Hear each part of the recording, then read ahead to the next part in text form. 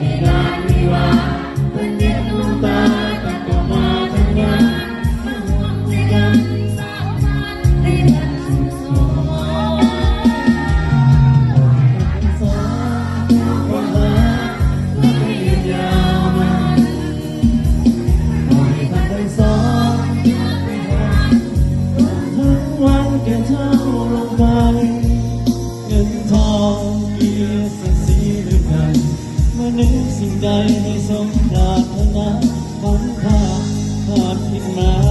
อภัยให้กัน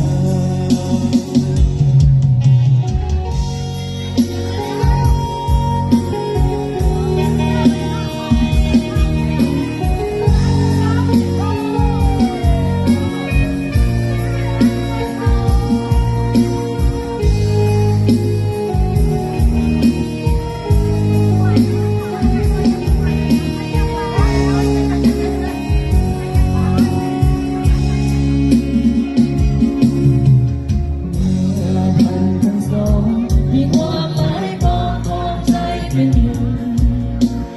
ด้วยความ